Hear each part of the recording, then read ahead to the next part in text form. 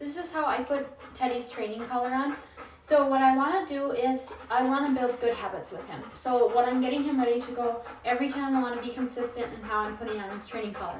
So what I like to see from them is I want him to sit and stay in front of me, just like this, the way that he would come to me.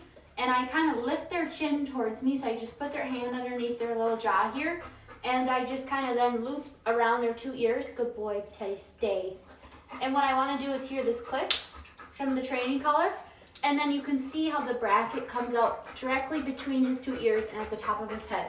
So what you want to see from the training collar when you place it on Teddy is that it is at the highest point on his neck as possible. Because what the training collar does is it is going to collapse in itself and apply pressure in one place. And I want that to be on a more sensitive place so that he feels it. But also, you're eliminating the strength from his shoulders by putting it at the highest point of his neck. And so now we're ready to go. So what I like to see from the leash again is that it comes out between his 2 ears and that there's a little bit of slack between Teddy and I.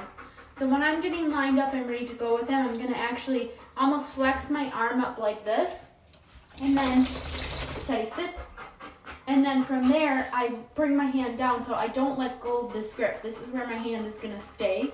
And so you can see that slack between us here. That's what I like to see. So if he was to get tight like this, and either he's behind me or he's in front of me, and it's tight like that, what I'm going to do is give him the correctional bop, which is going to be a bop and release. It's not a pull. It's not a slight pull. You got to give it's going to be a bop. Otherwise, you're not using the training collar correctly.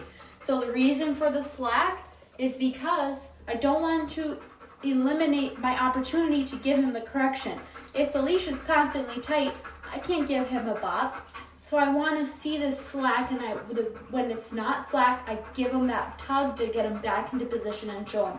And as we kind of go and we work on healing and moving together, you'll see how I use this.